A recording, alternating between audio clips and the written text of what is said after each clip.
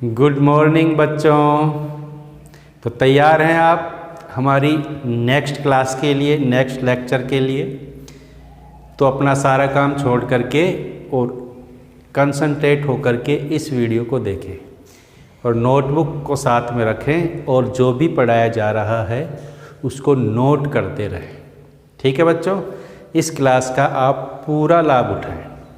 आपको पता है ये क्लासेज साइंस गुरुकुल नारायणपुर के द्वारा चलाई जा रही हैं और आज हम देख रहे हैं lecture number 7, basic concept of chemistry. इसमें पिछले लेक्चर में हमने बात की थी मोल कॉन्सेप्ट। मोल कॉन्सेप्ट क्या होता है ये बात आपको समझ में आ गई थी।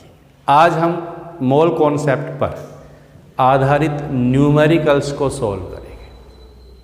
अब देखो, मोल कॉन्सेप्ट पर कुछ हमने सूत्र देखे थे पिछले लेक्चर में, वो हमें याद होने चाहिए। अगर वो कॉन्सेप्ट हमारे क्लियर है तो आज के न्यूमेरिकल्स भी आपको बहुत अच्छे से समझ में आएंगे। ठीक है, तो एक बार हम उसको रिवाइज करेंगे जो हमने पिछले लेक्चर में देखा था। देखो बच्चों, एक मोल, पता ही है आपको एक मोल कितना होता है? आवोगाद्रो संख्या के बराबर। और आवोगाद्रो संख्या कितनी होती है? 6.02 गुणा 10 की घात 23। ठीक है। दूसरी बात, मोल संख्या कैसे ज्ञात करेंगे? यदि ग्राम में द्रव्यमान है किसी पदार्थ का तो क्या करेंगे? पदार्थ के द्रव्यमान में जो 1 मोल का द्रव्यमान है उसका भाग दे देंगे, और जो 1 मोल का द्रव्यमान है वो क्या होता है? मोलर द्रव्यमान।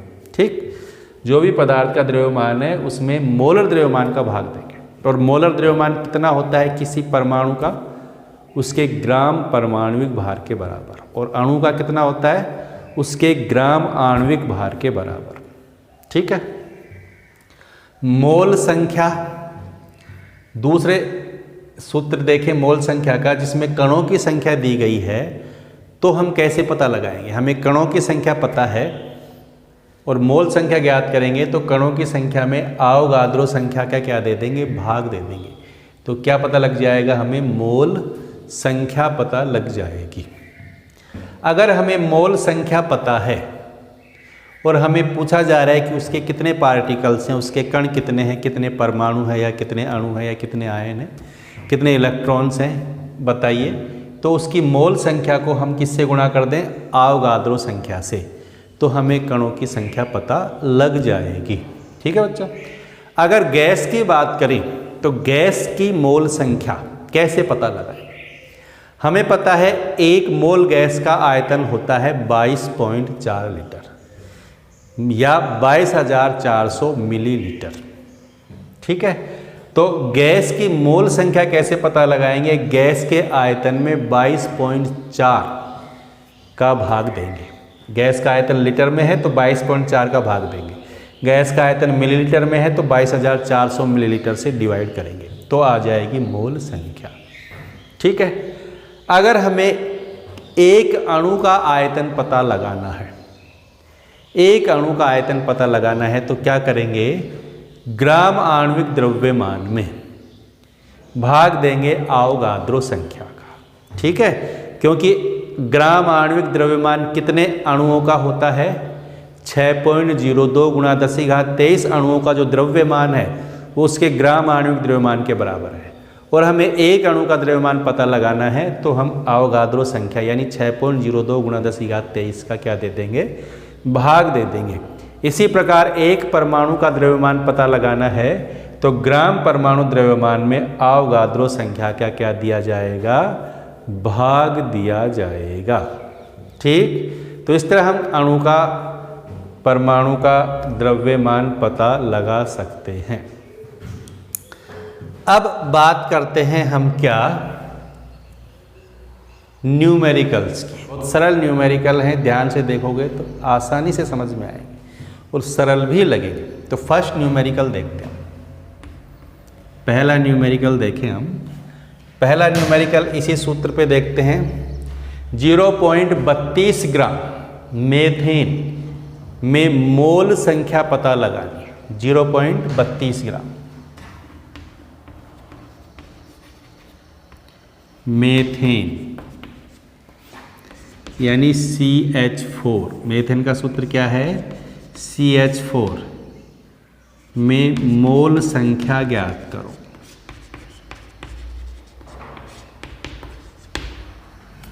ठीक है, 0.32 ग्राम मीथेन की मोल संख्या क्या हो? अब हमें मोल संख्या पता लगानी है। ग्राम में द्रव्यमान है 0.32, तो मोलर द्रव्यमान क्या है मीथेन का? CH4 का मोलर द्रव्यमान। मोलर द्रव्यमान का मतलब ग्राम आणविक द्रव्यमान। जो आणविक द्रव्यमान है ग्राम में, वही क्या होता है? उसका मोलर द्रव्यमान होता है। और अब CH4 का आणविक द्रव्यमान कैसे पता लगाएंगे? कार्बन और हाइड्रोजन के द्रव्यमान को जोड़ेंगे। कार्बन का कितना होता है? C 12। हाइड्रोजन का कितना होता है? 1।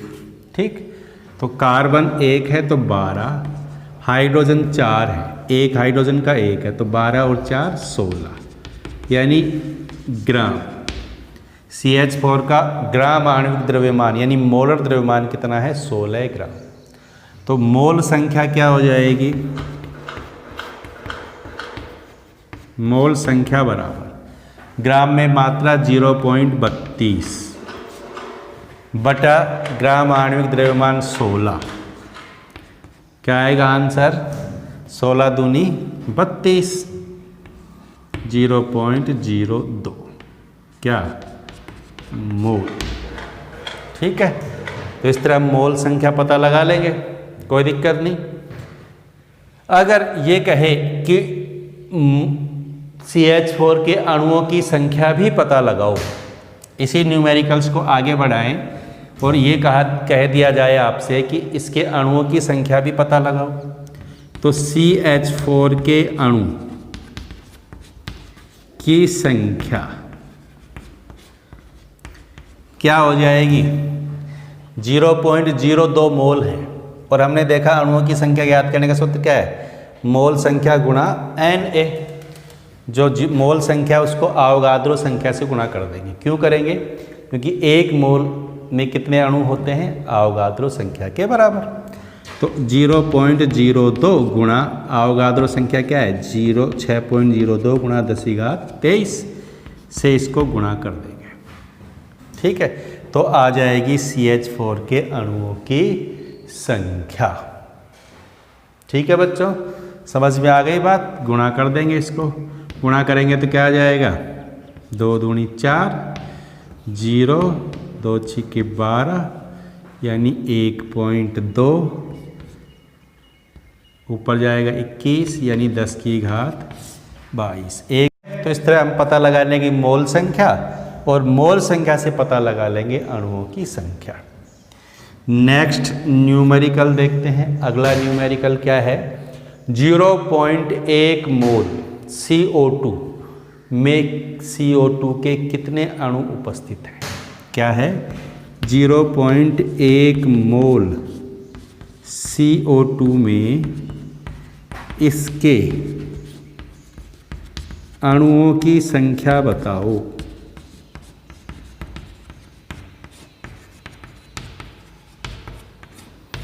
ठीक है, तथा CO2 का द्रव्यमान ज्ञात करो।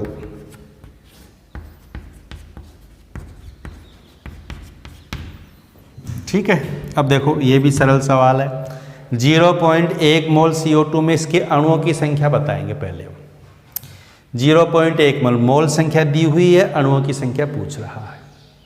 तो मोल संख्या से अणुओं की संख्या कैसे ज्ञात करेंगे? मोल संख्या को गुणा कर देंगे आवगाद्रो संख्या से। ठीक है, तो 0.1 मोल में CO2 के अणुओं की संख्या, 0.1 मोल में CO2 अणुओं की संख्या बराबर क्या हो जाएगी? 0.1 गुणा 6.02 गुणा 10⁻23। ठीक है बच्चों, तो 0.1 से गुणा कर देंगे इसको, तो क्या आएगा? 0.1 से गुणा कर देंगे, 0.1 को हटाएंगे नीचे 10, ऊपर घात ऐसे कैसे आ जाएगा नहीं, 6.02 गुणा घात कम हो जाएगी 1, 6.02 गुणा 10 की घात 22 क्यों हो जाएगी, समझ में आ गया ना। 0.1 पॉइंट हटाएंगे नीचे आ गया 10, तो ये एक बन गया, 1 से गुणा कर देंगे तो ऐसे कैसे आ जाएगा, और ये घात ऊपर जाएगी तो माइनस में, तो कितने बच जाएगी 10 की घात 22। तो आंसर आ जाएगा 6.02 गुणा 10 की घात 22। ये आ गई 0.1 मोल में CO2 के अणुओं की संख्या। अब CO2 का द्रव्यमान पता लगाओ। 0.1 मोल CO2 है तो उसका ग्राम में द्रव्यमान क्या होगा। देखो अभी हमने देखा था ग्राम में द्रव्यमान दिया हुआ है, मोल संख्या पूछ रहा है। अब उल्टा हो गया, मोल संख्या दी हुई है, ग्राम में द्रव्यमान पूछ रहा है। तो हमारे पास सूत्र है ये, ग्राम में द्रव्यमान बटा मोलर द्रव्यमान, मोलों की संख्या ज्ञात करने का। तो ग्राम में द्रव्यमान पता लगाना है तो मोलर संख्या को गुणा कर देंगे किससे, मोल संख्या से। तो ग्राम में द्रव्यमान पता लगाएं CO2 का, तो यहाँ हम सूत्र क्या काम में लेंगे, मोल संख्या गुणा क्या, मोलर द्रव्यमान। मोल संख्या गुणा मोलर द्रव्यमान यानी 1 मोल का द्रव्यमान यानी ग्राम आणविक द्रव्यमान। तो मोल संख्या तो क्या है 0.1 गुणा, अब CO2 का मोलर द्रव्यमान क्या होता है, क्या होगा। कार्बन की बात करें तो कार्बन का तो कितना होता है भार 12, इसमें और कौन है, ऑक्सीजन का कितना होता है 16, ठीक है। तो कार्बन 1 है, ऑक्सीजन 2 है, तो 16 दूनी 32 और 12 क्या हो गए 44। तो CO2 का मोलर द्रव्यमान कितना होता है 44। देखो मोलर द्रव्यमान आसानी से पता लगा लेंगे, किसी अणु में जो परमाणु है ना उनके परमाणु द्रव्यमान को हमें जोड़ना है, और परमाणु द्रव्यमान आपको लिखे मिलेंगे, ठीक है। तो ये क्या हो जाएगा 44 को 0.1 से गुणा कर देंगे तो क्या आ जाएगा 4.4 ग्राम। क्लियर हो गई बच्चों, समझ में आ गई बात। तो इस तरह हम मोल संख्या पता है तो कणों की संख्या पता लगा लेंगे और ग्राम में द्रव्यमान पता लगा लेंगे। तो इनको आप क्या करेंगे, अपनी नोटबुक में नोट करेंगे समझ करके, ठीक।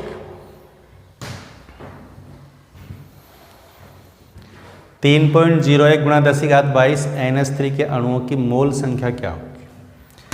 अणुओं की संख्या दी हुई है, मोल संख्या पता लगाएंगे। क्या है फॉर्मूला अपने पास, कणों की संख्या बटा अवोगाद्रो संख्या। भाई 1 मोल में अणुओं की संख्या कितनी होती है, अवोगाद्रो संख्या के बराबर, ठीक। तो इसमें अवोगाद्रो संख्या का भाग दे देंगे तो क्या आ जाएगी मोल संख्या। तो मोल संख्या बराबर क्या आ जाएगी 3.01 गुणा 10 की घात 22 अपॉन Na यानी अवोगाद्रो संख्या, या 3.01 गुणा 10 की घात 22 अपॉन Na का मतलब 6.02 गुणा 10 की घात 23, ठीक है। तो क्या आ जाएगी, इससे डिवाइड करेंगे तो ये 2 बार आ जाएगा, 1/2, और ये ऊपर जाएगा तो क्या बच जाएगा 10 की घात 22 से 10 की घात 22 तो कट ही जाएगी, यहाँ बच जाएगा 10, तो 1/20 बच जाएगा ना। इसको इससे डिवाइड करेंगे 2, इसको इससे डिवाइड करेंगे तो नीचे आ जाएगा 10 यानी 1/20। 1/20 का मतलब 0.05 मोल, ठीक है। क्लियर, समझ में आ गई बच्चों। तो कणों की संख्या पता है तो हम मोल संख्या आसानी से पता लगा सकते हैं। सल्फर यानी S के एक परमाणु का द्रव्यमान क्या होगा।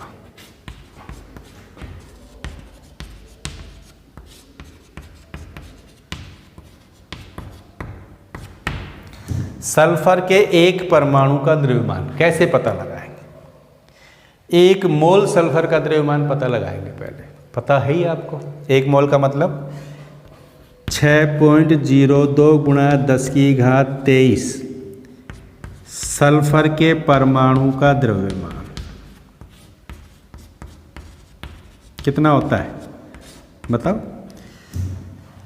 6.02 गुणा 10⁻23 सल्फर के परमाणु का मतलब 1 मोल परमाणु, और 1 मोल परमाणु का द्रव्यमान कितना होता है? उसके ग्राम परमाणु द्रव्यमान के बराबर। किसके बराबर होता है? ग्राम परमाणु द्रव्यमान के बराबर। और सल्फर का जो परमाणु द्रव्यमान होता है ना, वो होता है 32। यहाँ लिखा हुआ है कितना होता है? 32। तो सल्फर के परमाणु का, इतने सल्फर के परमाणु का द्रव्यमान कितना हो जाएगा? ग्राम परमाणु द्रव्यमान। तो क्या हो जाएगा? 32 ग्राम। ठीक है बच्चों। तो 6.02 गुणा 10⁻23 सल्फर के परमाणुओं का द्रव्यमान है 32 ग्राम। अब ये 32 ग्राम निश्चित होता है, सभी परमाणुओं के जो परमाणु द्रव्यमान है ना फिक्स है, वो निश्चित है। ठीक है। और ये कितना है? 32 है। तो 1 मोल का द्रव्यमान हो जाएगा 32 ग्राम। तो एक परमाणु का पता लगाना है हमें। तो सल्फर के एक परमाणु का द्रव्यमान,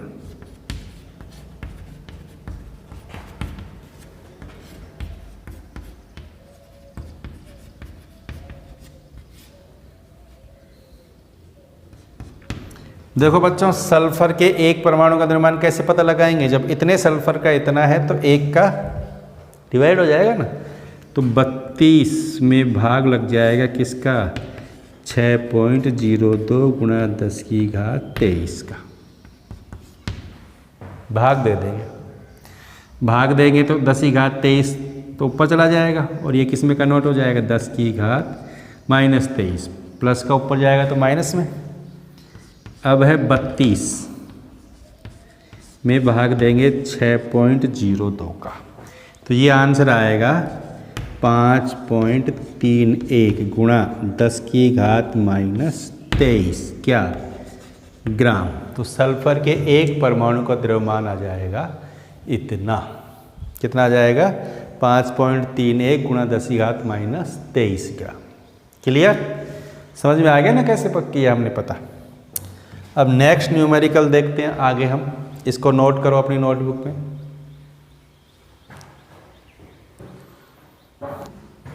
नेक्स्ट न्यूमेरिकल देखें बच्चों। देखो क्या है? 5.6 लीटर O2 गैस। कितनी है? 5.6 लीटर O2 गैस। यह आयतन है NTP पर। NTP पर 5.6 लीटर O2 गैस में ऑक्सीजन परमाणु और O2 अणुओं की संख्या ज्ञात करो। ऑक्सीजन परमाणु व O2 अणु की क्या पता लगानी? हमें संख्या पता लगानी। ठीक, संख्या पता लगानी है 5.6 लीटर में। अब देखो ये आयतन दिया हुआ है NTP पर, और 1 मोल गैस का NTP पर आयतन हमें पता है कितना है? 22.4 लीटर। तो इतने आयतन में कितने मोल होंगे? ये हमारे पास है सूत्र गैस की मोल संख्या ज्ञात करने का। गैस के आयतन में 22.4 का भाग दे देंगे। आयतन लीटर में दिया हुआ है तो 22.4 का भाग देंगे। क्यों देंगे पता है ना हमें? तो गैस की मोल संख्या, ऑक्सीजन गैस की क्या पता लगा रहे हैं हम? मोल संख्या। और वो कितनी हो जाएगी? NTP पर गैस का आयतन लीटर में अपॉन 22.4 यानी 1 मोल गैस का आयतन। तो ये भाग दे देंगे इसका हम इसमें, तो ये आ जाएगा 1/4। ठीक है, कितने मोल हो जाएंगे? 1/4 मोल। समझ में आ गई बात? अब क्या कह रहा है ये कि गैस में ऑक्सीजन परमाणु और O2 अणुओं की संख्या पता लगाएंगे। ठीक है, O2 अणु की संख्या पता लगाएं। इतने मोल हैं किसके? O2 गैस की बात कर रहे हैं हम। O2 गैस की मोल संख्या है इतनी 1/4। तो O2 गैस के अणुओं की संख्या क्या हो जाएगी?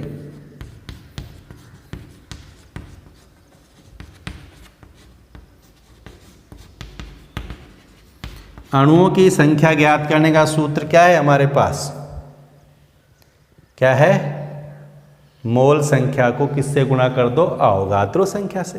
तो O2 की मोल संख्या हमें पता है 1/4, गुणा कर देंगे 6.02 गुणा 10⁻23 से, तो आ जाएगी हमारे पास O2 गैस की मोल संख्या। कर देंगे गुणा, इसको कोई दिक्कत नहीं। अब बात क्या कर रहे हैं हम? अब नेक्स्ट इसमें क्या कह रहा है वो? O2 की तो बात हो गई, ऑक्सीजन परमाणु की संख्या भी पता लगाओ। तो ऑक्सीजन परमाणु की संख्या, ऑक्सीजन परमाणु की संख्या कैसे पता लगाएं? देखो बच्चों, O2 गैस में कितने ऑक्सीजन के परमाणु हैं? 2। O2 पता चल रहा है ना, O2 का मतलब 2 ऑक्सीजन के परमाणु। तो O2 गैस की संख्या तो हो गई इतनी, O2 अणुओं की संख्या तो हो गई इतनी। अब ऑक्सीजन परमाणु की, तो ये संख्या जो है ना, इसका क्या हो जाएगा? दुगुना, क्योंकि O2 का तो है 1 अणु और ऑक्सीजन के परमाणु की संख्या O2 में कितने हैं? 2। यानी इसके 1 अणु में कितने ऑक्सीजन परमाणु हैं? 2। यानी ऑक्सीजन परमाणु की संख्या O2 की संख्या से 2 गुनी होगी, नहीं होगी? समझ गए बात को? तो ये जो O2 गैस के अणुओं की संख्या है, इसको हम कितने से गुणा कर देंगे? 2 से।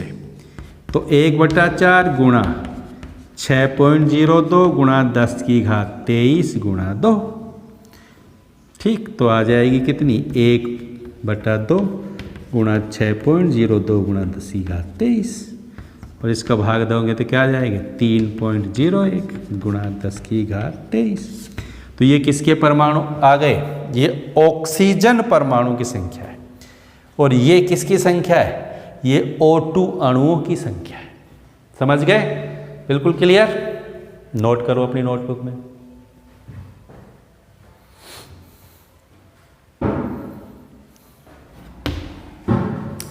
एक 1.6 ग्राम CH4 यानी मेथेन में इलेक्ट्रॉनों की संख्या ज्ञात करो।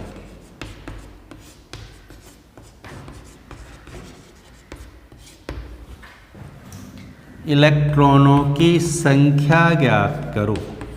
देखो, तो जब भी संख्या का पता पूछता है कि अणुओं की संख्या ज्ञात करो, परमाणु संख्या ज्ञात करो, इलेक्ट्रॉनों की संख्या ज्ञात करो, प्रोटॉनों की, किसी की भी संख्या अगर पूछ रहा है तो हम समझ जाएंगे वहाँ हमें मोल संख्या पता लगानी पड़ेगी पहले, क्योंकि मोल संख्या पता लग जाएगी तो हम अणुओं की संख्या आसानी से पता लगा देंगे।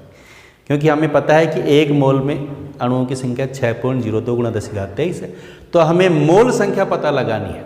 और मोल संख्या पता लगाने के बाद हम संख्या का पता लगा सकते हैं, चाहे वो इलेक्ट्रॉनों की हो, चाहे प्रोटॉनों की हो, चाहे परमाणु की हो, चाहे अणुओं की संख्या हो। तो यहाँ पर हमें इलेक्ट्रॉनों की संख्या पता लगानी है CH4 की। तो पहले हम CH4 की मोल संख्या पता लगाएंगे। 1.6 ग्राम में CH4 की मोल संख्या पता लगाओ। 1.6 ग्राम में CH4 के मोल, और मोल संख्या ज्ञात करने का सूत्र क्या है? ग्राम में मात्रा, जो कितनी है? 1.6। और CH4 का अणुभार कितना है पता लगा लेंगे ना। कार्बन का कितना होता है? 12, हाइड्रोजन का 1, कितने कार्बन है? 1, यानी 12। 4 हाइड्रोजन का मतलब 4, यानी 16। तो कितना आ जाएगा? भाग देंगे तो 0.1 मोल, यही होगा। तो 1.6 ग्राम CH4 में मोल संख्या आ गई 0.1 मोल। हमें पता लगानी है इलेक्ट्रॉनों की संख्या, लेकिन इलेक्ट्रॉनों की संख्या पता लगाने से पहले हम किसकी संख्या पता लगाएंगे? CH4 की संख्या। CH4 के अणुओं की संख्या पता लगाओ पहले।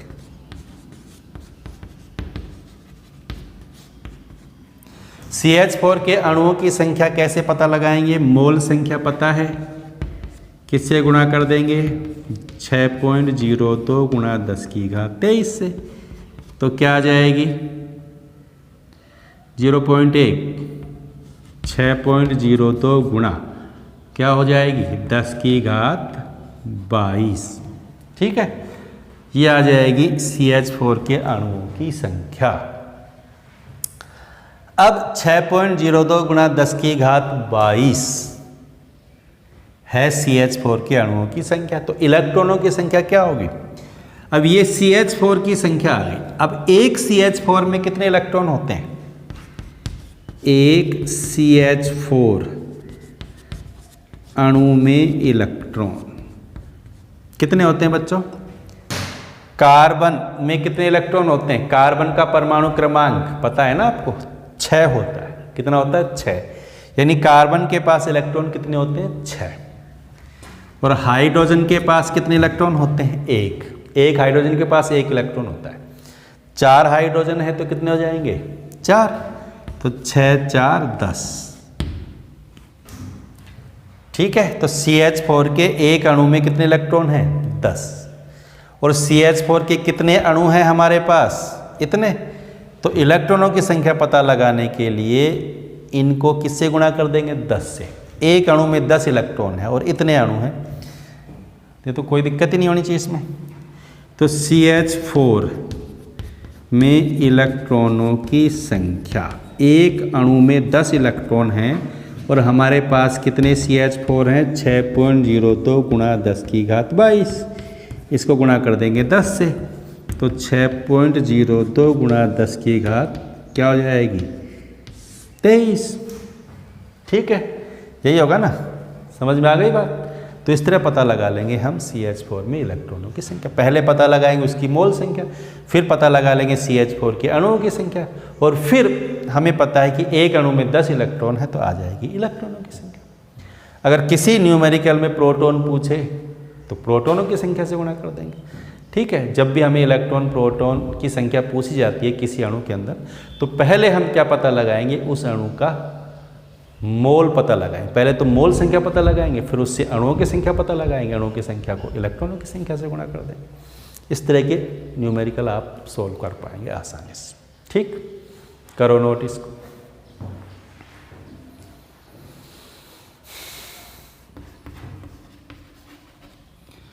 छः ग्राम कार्बन का दहन होने पर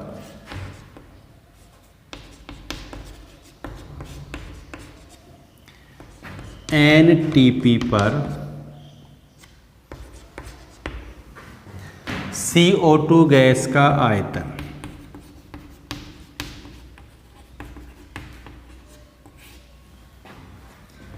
क्या होगा?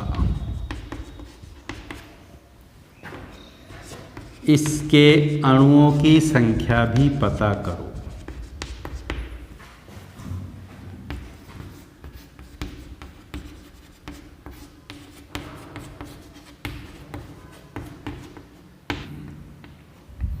छः ग्राम कार्बन का दहन होने पर NTP पर CO2 गैस का आयतन क्या होगा? इसके अणुओं की संख्या ज्ञात करनी।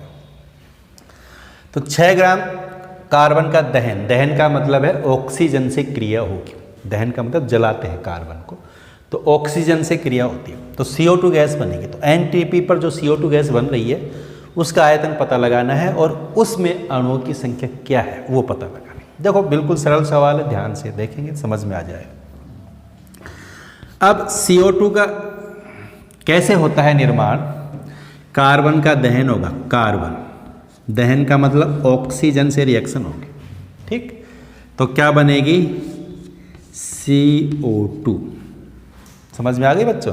कार्बन का दहन का मतलब है ऑक्सीजन से क्रिया हो रही है। जब भी दहन होगा ना, दहन शब्द आगे हम समझ जाएंगे, ऑक्सीजन से क्रिया होगी। तो कार्बन का दहन हो रहा है यानी ऑक्सीजन से क्रिया हो रही है, CO2 गैस बन गई। अब देखो यहां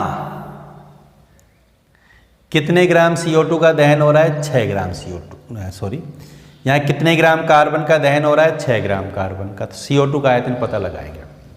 अगर हम इस रिएक्शन में देखें तो यहाँ कार्बन के कितने मोल हैं? जैसे मैंने पिछले लेक्चर में बताया था आपको कि जैसे ये रिएक्शन है, इस रिएक्शन का मतलब क्या है? हम पदार्थ या रसायन जो है ना, रासायनिक पदार्थ, उसकी मात्रा को मोल से ही व्यक्त करते हैं, मोल से ही डिनोट करते हैं, रिप्रेजेंट करते हैं उसको। जैसे कार्बन है तो यहाँ कार्बन का कितना मोल है? 1 मोल।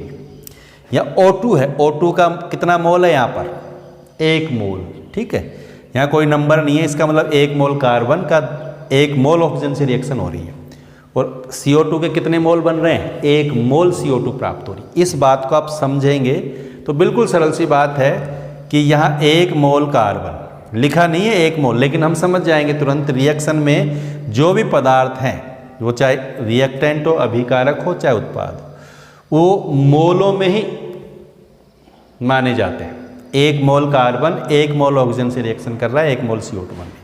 जैसे हम समझने के लिए कोई दूसरी रिएक्शन लिख देता हूँ मैं, जैसे 2A + B बराबर 3C। इसका मतलब क्या हुआ, A के कितने मोल हैं, 2 मोल, ठीक। B के कितने मोल हैं, 1 मोल, 1 नहीं लिखा हुआ है, इसका मतलब गुणा में 1 ही तो हुआ। तो B के 1 मोल से रिएक्शन कर रहे हैं, तो C के कितने मोल बन रहे हैं, 3 मोल। क्लियर।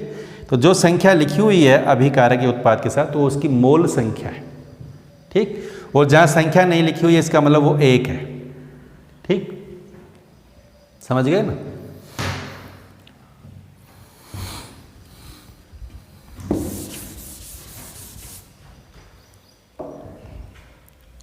अब देखो कार्बन का 1 मोल का मतलब कितना कार्बन है यहाँ पर, चलो मैं लिख देता हूँ। 1 मोल कार्बन रिएक्शन करके 1 मोल CO2 गैस बना रहा है। 1 मोल कार्बन का दहन हो रहा है, 1 मोल CO2 गैस बन रही है। और 1 मोल का भार, अगर वो लिखें, हम द्रव्यमान लिखें, 1 मोल कार्बन का द्रव्यमान कितना है, 1 मोल का द्रव्यमान कितना होता है, उसके ग्राम परमाणु द्रव्यमान के बराबर, ये पता है ना सबको।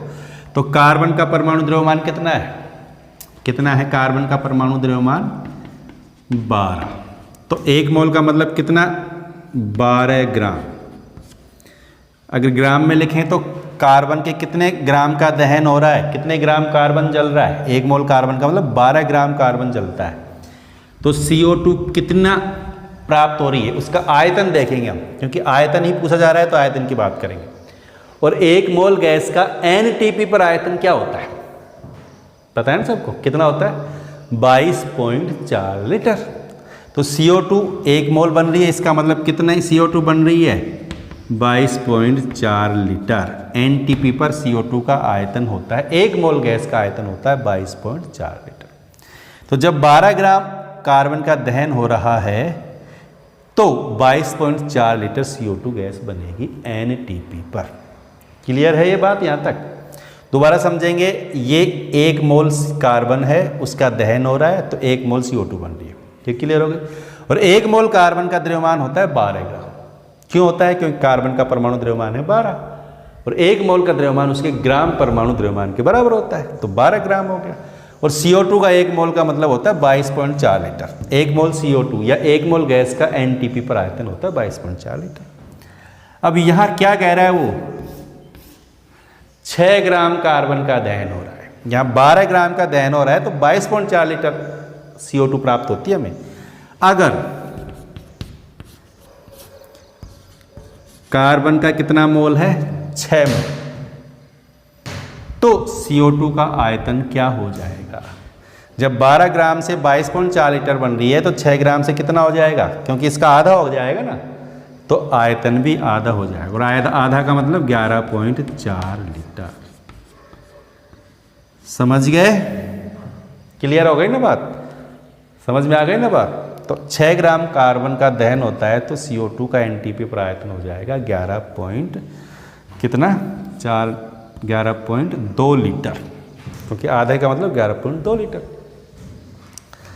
अब क्या कह रहा है ये, इसके अणुओं की संख्या भी बताओ। किसकी, CO2 के अणुओं की संख्या पता लगानी है हमें। अब 11.2 लीटर CO2 का मतलब कितने मोल CO2 हो गई, कितने मोल हो गई, ये तो यहीं से हमें क्लियर हो रही है बात। 22.4 लीटर का मतलब कितने मोल है, 1 मोल, तो इसकी आधी हो जाएगी, यानी मोल लिखें तो इसका कितना मोल हो जाएगा, आधा मोल। वैसे अपन देख रहे हैं ये 12 ग्राम कार्बन का मतलब 1 मोल, 6 मोल कार्बन का मतलब आधा मोल, इसका आधा हो गया तो मोलों की संख्या भी आधी हो जाएगी। 22.4 लीटर CO2 है तो 1 मोल है, 11.2 लीटर है तो आधा मोल। और सूत्र से भी पता लगा लेंगे हम, गैस की मोल संख्या पता लगाने का सूत्र क्या है हमारे पास, सूत्र से देखो, गैस की मोल संख्या पता लगाने का सूत्र क्या है? गैस का आयतन बटा 22.4। तो गैस का आयतन कितना है? 11.2 बटा 22.4 भाग दे दो, कितना आ जाएगा? 1/2 मोल। क्लियर? सरल बात है। अब अणुओं की संख्या कैसे पता लगाएंगे? आधा मोल को किससे गुणा कर देंगे? अवोगाद्रो संख्या से। तो CO2 के अणुओं की संख्या